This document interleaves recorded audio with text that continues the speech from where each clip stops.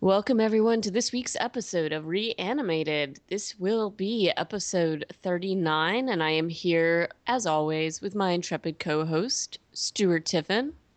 Hello, Stuart. Hey AJ, what's happening? Nothing much. And I'm AJ Conrad. And we are here today with some interesting stuff to chat about. We're going to be bringing you, as always, our zombie like news items, and we're also going to be reviewing episode one, season two of In the Flesh, which it has been airing on BBC America since I think the beginning of June, correct? I think so. May. Um, Beginning of May. There we go. Just wanted to share with all of our reanimated fans that this episode is brought to you by Squarespace, which is the platform we use for our reanimated site. It's very easy to use. It's awesome. And for fans of our podcast, they are giving a 10% off for first purchases. So if you'd like to take advantage of that, you can use the code ZOMBIE. It's not case sensitive. Just throw it in there and you get a bit of a deal. So thank you, Squarespace. Anything else to add, Stuart? To Squarespace? No. No. Our website is back and looks better than ever, and now you can get a deal. It's back from outer space. Um, so I am ready to jump into the news. Are you? Let's do this. Yeah. What a news smorgasbord we have. There's a lot of stuff about gaming today, but I actually very much enjoyed a little article that I found related to a library that was doing some programming for its teenage and tween followers or subscribers, I guess you would call it. Some of the quotes that they pulled out from the kids were pretty amazing. Did you happen to read this? Yeah, it's good good quality stuff. Bunch of 13-year-olds in Georgia learning about zombies at the library. Right. But one of the kids was basically like saying, something really similar could happen, like a virus outbreak. It's already happening to people on meth. Yeah, So that was really amazing. Um, but this is much better library programming than I ever had growing up. I can tell you that. let's hope they just don't buy in too much. You could have some Unfortunate repercussions. some blowback. Yeah. Mm. But yeah, very exciting. They're preparing for a zombie apocalypse and interacting with others with common zombie interests. I'm all for that. That is nice. But in zombie gaming news, there's quite a bit of news out there this week. It's And you, because yeah, we just got through with we, E3 just ended a couple of days ago, and with E3 comes a slew of news about upcoming games, and there are a handful of upcoming zombie games out there, including Dead Island 2, which was just announced. The did you original watch Dead Island was really gained most of its fame because of an amazing trailer that came out before that game, and so for the the trailer? The sequel. trailer is still amazing. If you rewatch it, it's pretty cool. Yeah, I think the trailer far outshone the actual game is probably the biggest Agreed. critique.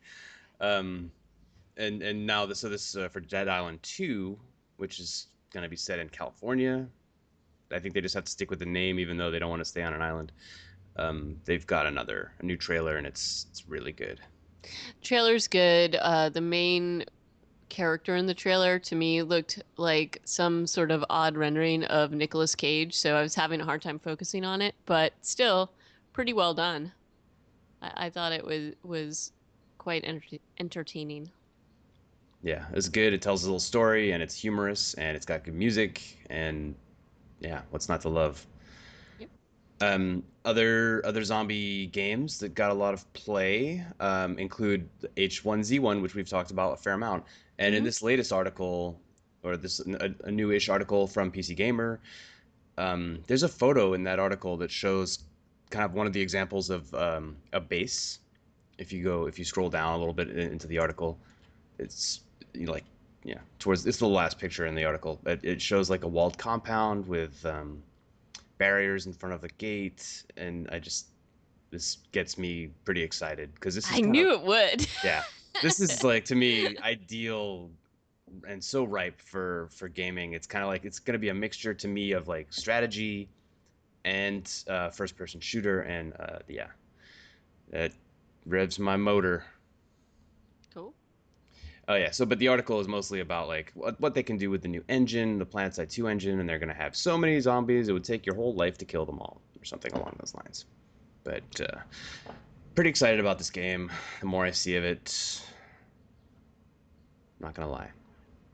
Cool. I know you were concerned about me liking this game.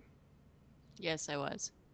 Um, Another game, and this I don't know. This is from Bloody Disgusting, Dying Light, which we have spoken about because it's kind of Hmm. like parkour and zombies, which is very apparent as soon as you watch any of the trailer, right? Yeah.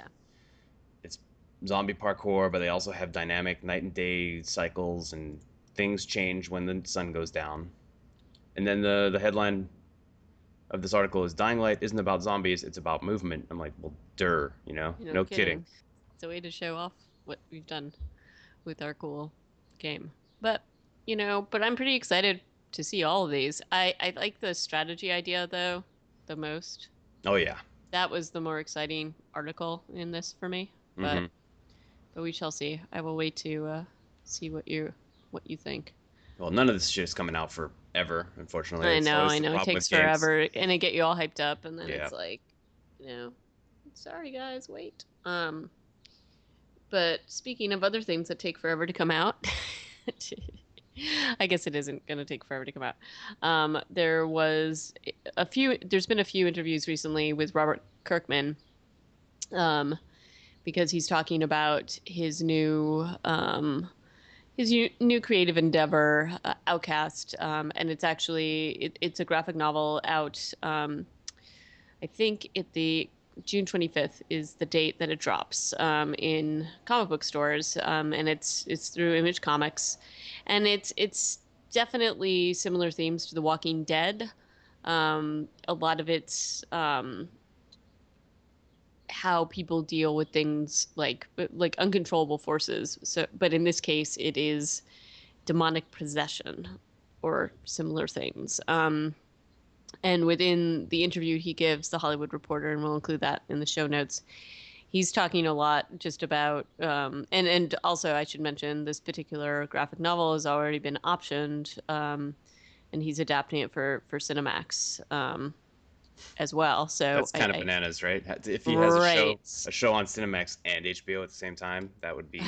I know, but it's one, and it's basically there's Sorry, an it's not HBO. exorcism. It's AMC. I'm sorry. AMC, but still, but this particular storyline is based on demons and exorcism, and he basically owns up to the fact that because people are asking if basically if the demons are the new zombies, and you see these kinds of horror genres go through cycles. And I've been seeing a lot of things with witchcraft, like Salem and all that stuff coming through. So I could see how you could make that leap. You've got that. You've got what is that other show that was on American Horror Story? Oh yeah, the It definitely has elements of that going on.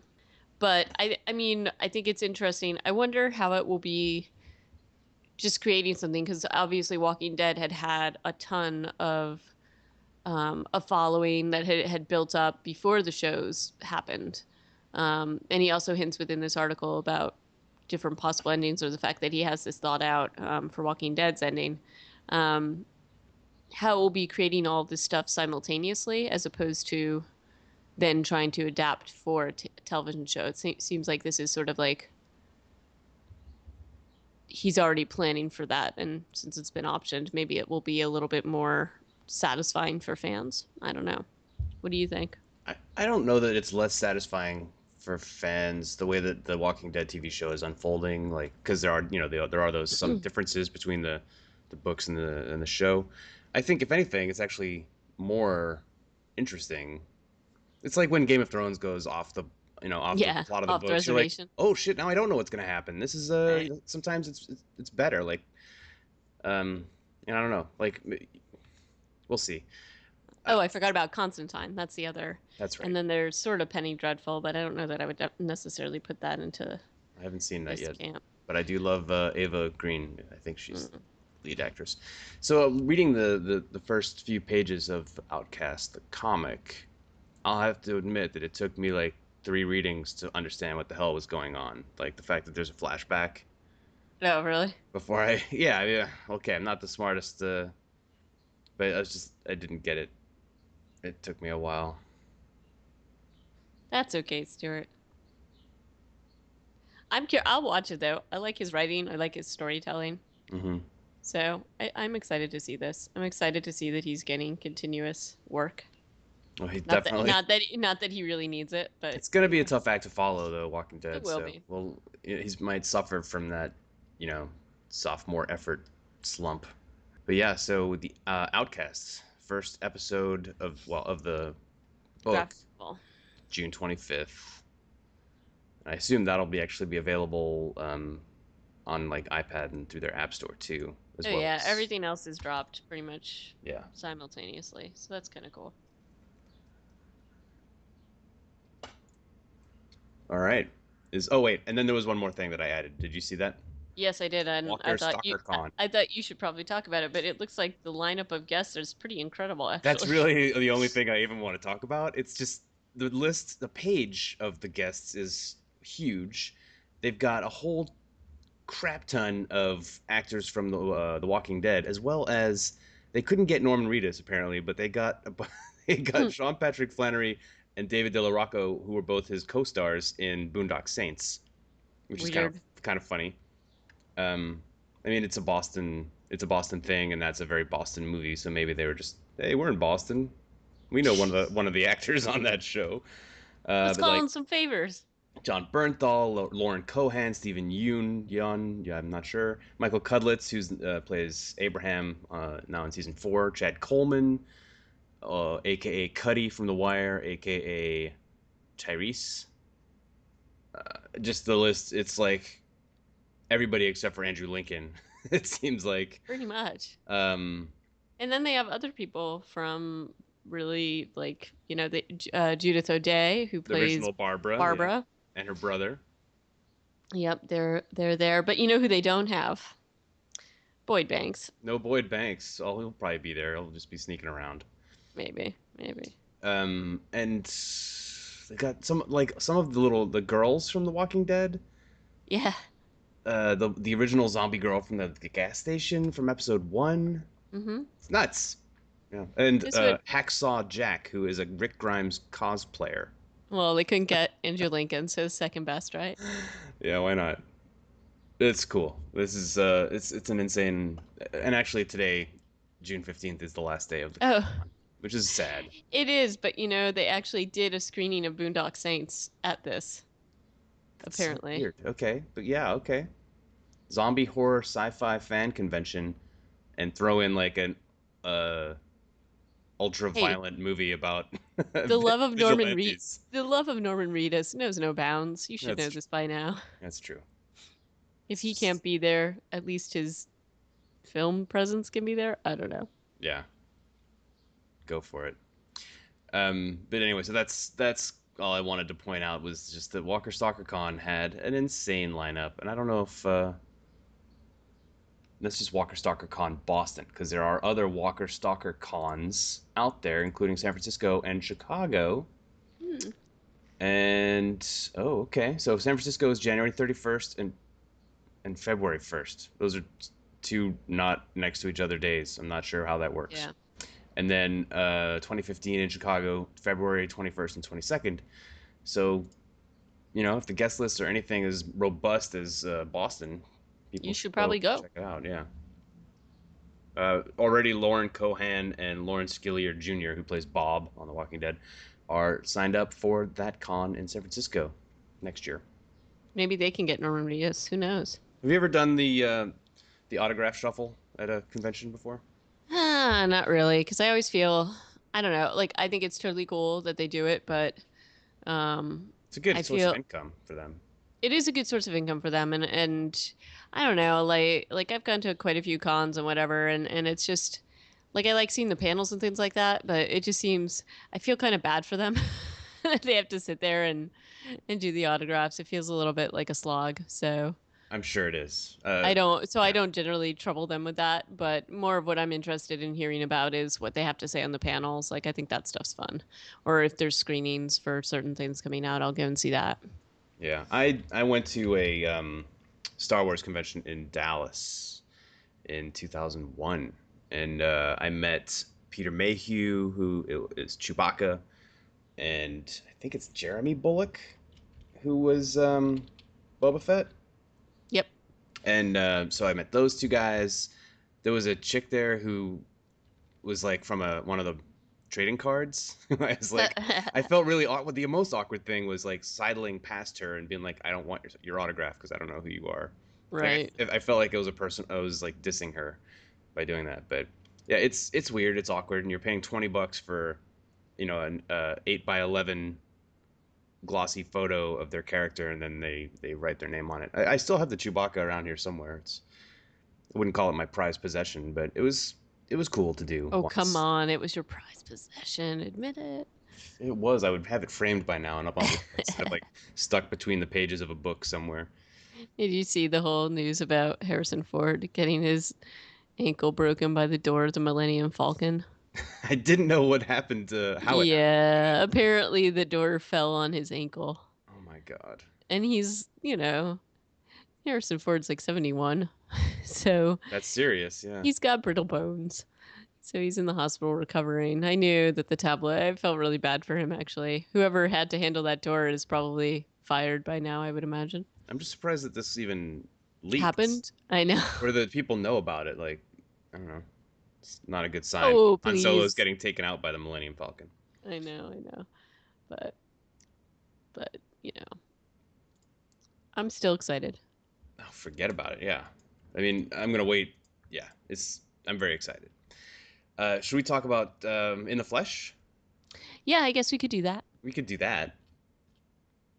These episodes don't have names. It's very un-American. I know. That's why it's hard to Episode I one, but I feel like they did in season 1, didn't they? not based on the Wikipedia page. Um, There's only 3 episodes in the original season, and this new True. season has 6, which is going to be who knows. Like each episode, at least the first episode was an hour long. But the thing is, with British TV, you never know. Like it could, once like Luther started, I think with 4 episodes the first season, and I don't think there was any sense of every episode's going to be the same length, or it's just like all kind of Right. crazy pants. So we do you remember what happened at the end of the last episode of Yeah. In the Flesh season 1? Um, Yeah, so basically all hell broke loose in the last episode. Basically Kieran's best friend was murdered by his own father, best friend and lover. Um, and then the father in turn was killed by the neighbor. Um, and that is actually who makes the first appearance in the intro before the credits. Ken, correct? Ken Burton, that's right. Yep. And it kind of leaves it where Rorton is, I wouldn't say accepting the PDS people, but there's like a slow acceptance of their existence. Yeah, Um, it but yeah, like Kieran's able to go to the funeral of his best friend. And people are standing, like town people are standing side by side with the PDS people, or at least with Kieran. But it's and his family has kind of come full circle. They've been in denial, and his dad especially, and related not just to the fact that he is back, but also that he had committed suicide before. So it was a dark ending, but also in a strange way a little bit hopeful because I felt like it was the start of his new life in some ways. yeah. You remember that the very emotional scene with his whole family and Right. their fear that he was going to go and kill himself again, and that it was really super intense. And I like the fact that they actually paid some attention to that scene specifically in the family dynamic of this first episode of season 2. Right. mostly evidenced by the dad being kind of a jerk, which is Yeah, weird.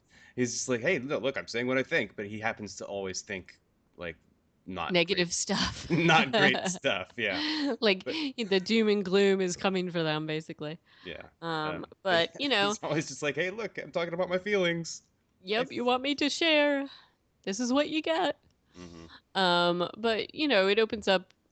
So this season opens up, I would say, a little bit further down the line. It's hard to tell how much time has passed.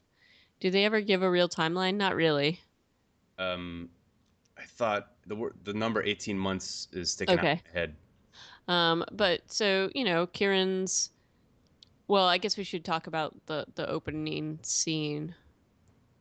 with Ken Burton. Yeah. Um, Well, I think you can sum it up by saying, Ken gets murdered brutally.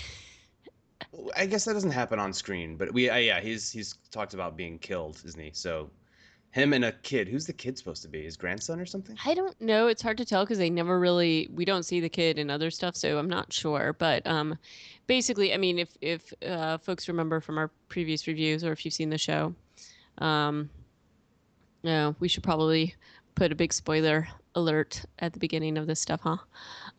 But Ken's wife had suffered from PDS, and she actually was one of the, like, when Kieran gets back to Rorton, he sees her being murdered by sort of the remnants of the vigilante squad. Rick's father kills her pretty horribly, and so I don't know. Ken in turn kills him later on, but you know he's basically walking around with his grandson. They see some of the PDS sufferers walking around the street still, and they're not all in the makeup with the contacts and things like that. Um, and it's just kind of, it's actually really sad because he's telling him not to be scared of them, that they're Yeah, just different and whatever. And then a few of them get onto the train and take that drug, which is just like in these little purple containers, and have like basically turned full on zombie, and there's like a bloodbath on the train. it's a little weird. Like this drug that we haven't seen basically since the series pilot now is making this comeback. Right. I don't know. Like I Or guess it comes down to the maybe not fact that making a comeback, but maybe it's just part of when this what's in the going writing, on.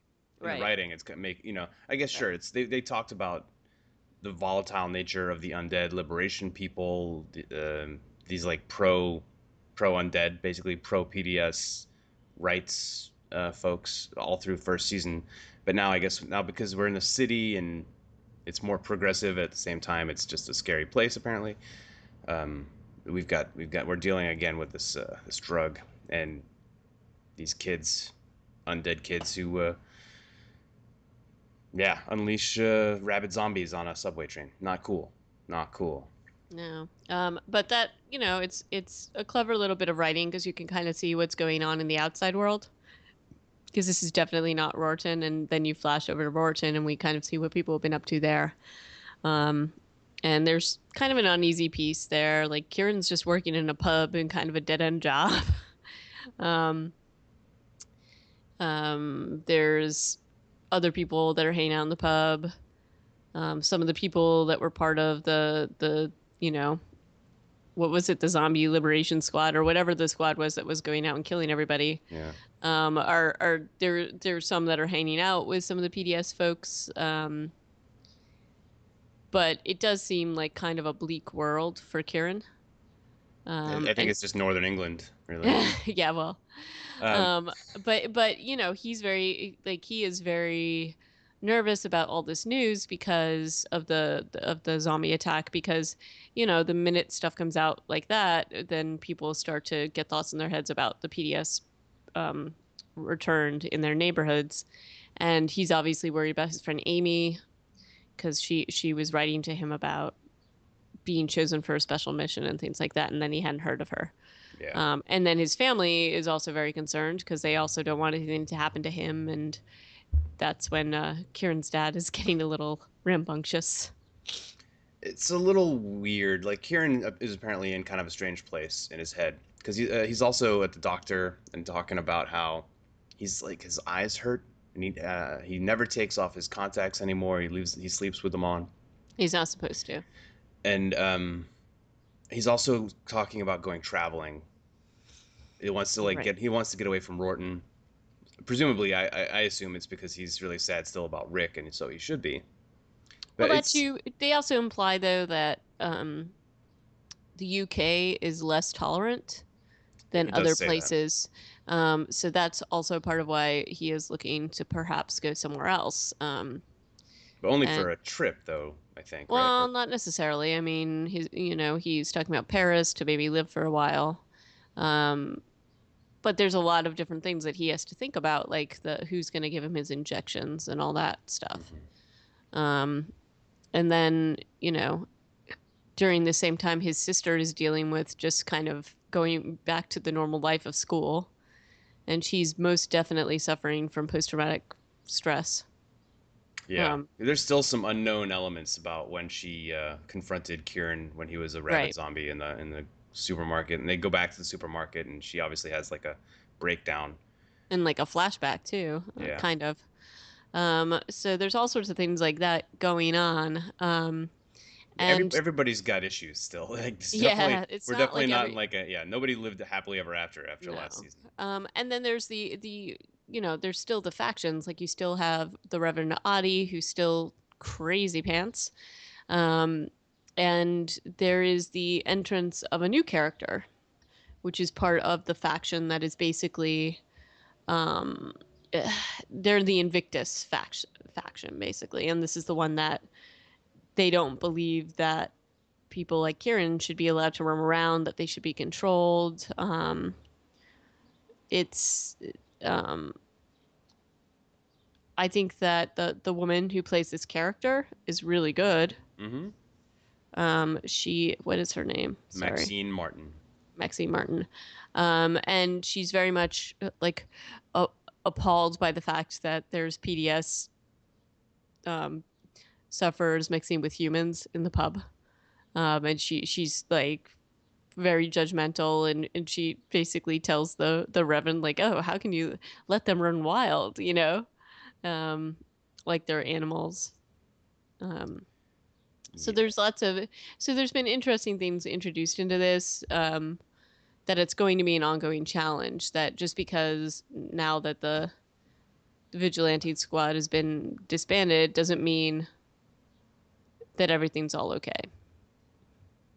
Yeah, everything is definitely not okay because that the biggest douchebag left from the volunteer force, Gary, Still around. he brings in a rabid zombie early on in the episode for the reward money, and Hmm. then another one shows up later on that Maxine Martin actually kills with a drill. Hmm. Like it gets into town and is attacking a woman in her backyard, basically. Like they still have, based on this episode, two violent attacks by undead in like less than a couple of days. So Right. things are not okay still. It would appear like not all the zombies are definitely not under control. Well, no, and but there's also very different ideas about how they should be dealt with. Like she could definitely have like she very gleefully kills the rabbit zombie with the drill without making any effort to do anything other than do that. And other people reacted when she did that, being like that could have been somebody's family member. So there's a lot of tensions going on in the neighborhood, and then Vicar Adi is like he's on a totally different path. Like he's still on this path that he thinks that there's going to be a second reawakening, that all the current PDF sufferers should be put down, but then there will be a second coming.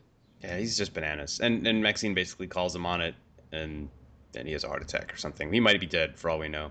We don't know yet. And then also entering into this wonderful scenario is the reappearance of Amy Dyer, and she comes back into town with her beau, who is a direct report to the Prophet from the Undead Liberation Army. Yeah, he's kind of a Uh, douche. And honestly, uh, yeah, Amy has obviously been indoctrinated or like brainwashed by this commune that she went to live on. But then, nobody's right or wrong because Kieran is also too buttoned up, and she's spouting rhetoric from, you know. It's a little weird to me though because Amy was such a free spirit that Mm-hmm. I admit that while I was watching this, I found it a little bit hard to believe that she would have been indoctrinated. Yeah, like the Amy Dyer we met in the first series seemed to me like she wasn't she was a little bit concerned about being a Rorton, but I don't know that she just from a standpoint, a character believability standpoint, Mm-hmm. I feel like she would have seen this stuff and been like, you guys are nuts and like Yeah, gotten away. Like exactly. I don't really see her being indoctrinated, so I found it didn't sit well with me these scenes at all. I don't know how you felt. No, I agree. And well, I just find that kind of behavior, and I'm sure we're supposed to. Right. That behavior is just like, you know, it's annoying. And Kieran is suddenly having to like defend himself from not only Gary the douchebag, but I know, but now now like yeah, from a ideological perspective, from Simon from the ULA and Amy, who's also like, you know, piping up. And it's definitely putting him in a weird position where on one side, well, what we're lacking here is someone who's moderate, and basically that's his family and the nurse who helped take care of him, and who's also in the doctor's office earlier in the episode. But he's between two polarizing forces, and there isn't enough of this moderate kind of voice going on yet. So I mean, that's where the drama is going to come from. You can't have a show where everybody's just being reasonable. So well, and I also think that they are there's definitely some foreshadowing about stuff about whatever drug they're on to make them rational beings again because Kieran's definitely suffering some side effects. He's starting to feel pain mm-hmm. and they're not supposed to. And then Amy, we see she has some like handshake Parkinson's like syndrome, like symptoms that That's it right. looks Yeah, like. yeah. So I'm wondering if this stuff is going to play more into future episodes. I'm sure it will. They, Must, because also the shelf, the stalker at the supermarket that Gemma freaks out about, yep. also is complaining that he He can't wear his contacts because his because eyes his hurt too eyes hurt. much. Yeah. Yeah. So I think we'll see some of that. And it's like and at the end of the episode there definitely is Kieran is forced into taking sides because Amy and Simon are pushing things and want to be treated like everybody else and they get all dressed up to go to the pub, Yeah. if you can call it that. They're dressed in kind of very odd togs, but okay. And there's a very big confrontation and it's Kieran is basically just like he wants everybody to calm down, and then the bar owner pretty much takes sides against him. Like she points a gun at him. Yeah, this scene I don't It was a little weird too, right? like. Why It would felt you weird. hold? First of all, she's holding a gun where her middle finger is on the trigger, like not her index finger, her middle finger. I'm like, why the hell would you ever hold a gun that way? Oh my It's gosh, and second, Stuart. While I was watching the episode, I was like, I can't wait to hear what Stuart has to say about this particular moment. I And you just don't. just did it. You're I've awesome. I've never even heard of someone holding a gun that wrong. You know, I mean, it's only one finger different, but still, like her index finger is way up on the slide. Well, and So also even if let's she tried to shoot the gun, it would like really jack up her index. Whatever. I mean, I'm probably over. but also, we're not talking about a town where people are unfamiliar with guns. You know what I mean? Like Yeah, there's no way she didn't know how to use it. yeah. It's But yeah, so just she points the gun at Kieran and is like, "Don't move." She also like she breaks up this fight by pulling out a gun and saying, "Nobody move." How long can you actually keep that up? yeah. Instead of saying everybody out, which is probably what she should have said to like Hmm. get rid of a troublesome problem, get out of my bar. She just says nobody move, and then they actually do all just stand there for a little while until Kieran starts to move, and she threatens him. He effectively quits his shitty job because she had been all like blowing smoke up his ass about how he could run the bar one day, but then it turns out that she really is just as willing to put a bullet in him for standing up for himself when Gary the douchebag is just being a Right. douchebag. And threatening his friends. So I mean, I think as the episode is left, where Kieran is definitely like, I need to get the heck out of Dodge, and I think he felt that before, but now it's just painfully obvious. Yeah, with the Um, exception that I would feel bad for his family, and I guess that's Gemma's obviously going through a rough time, and so like I think he really has to weigh. Is it better for everybody if he leaves or just for him? Right. So I wanted to chat with you a little bit. How did you feel this as an opener for series two? Like, did you feel like they probably should have just left well enough alone and ended it with series one, or are you excited to see the rest of this season? I think that they like we talked about a little bit before. They had that drug, and they mentioned the mention of the ULA and the dead prophet. These are all themes that I'm interested to see how they play out. I wish that there had been a little bit more about them in the first season, but Right. honestly, That's that the storyline that they did deal with was important there, which is like his nuclear family, his best friend, the village of Rorton. I like the introduction of Maxine Martin. I think she seems terrifying to me Mm-hmm. in that very righteous, self-righteous kind of way. And I think she plays that character very well. Um, I admit that, like the things with Amy's character really troubled me, and I'm hoping that that resolves. That was the only thing that the whole Amy Dyer and Simon dynamic didn't sit well with me. So I mean, I'll definitely reserve judgment till the end. Mm-hmm. But a few things in this felt a little forced, like they were trying to just force a storyline. But I also think totally because of the compressed nature of the first season, perhaps they didn't have time to explore some of these things Yeah. and really expand on that. So maybe that's part of it, and this is their chance to do that. So I don't think it was as strong of a start as the first season, but I'm willing to give it a chance. Yeah. I think along with yeah, well, like I agree with everything you're saying, and I would add that Rorton might seem like a bit of an unlikely setting now for this story because it's like they're trying to tell a bigger story, but they're bringing all these players back to Rorton to tell it. Like Hmm. a member of government who represents national interests. The ULA who represent like a cultural revolution. Why is this all happening in Rorton? And I guess maybe they'll Right. they'll they'll explain that better, but right now, it doesn't necessarily feel like it's the right place to be telling the story to me. Right. It felt like it perhaps should have moved locations. And actually, I thought that's what was going on when they Yeah, showed the first Ken Burton scene. And then it was like, oh no, we're going back to Rorton. But I really liked the first series and I really liked the writing. I also liked the treatment of the fact that, you know, especially social problems and social anxieties about change and things that happen in the real world, they don't get solved instantaneously. There's always some sort of a period where there's an adjustment. So I do like how they are exploring those themes a little bit further, like how it would actually work. yeah, So that's pretty cool. yeah. Well, we've got 5 more episodes to see how it all Yep, plays out, and double the length of the first season. So yeah. All right. Well, I assume we're gonna just move on and do episode 2 next time, um, and yeah, look forward to hearing your side of. You haven't gotten ahead, have you? Are you still on one? no, I behaved myself even though I didn't want to. I have to keep an eye on you. I know you do.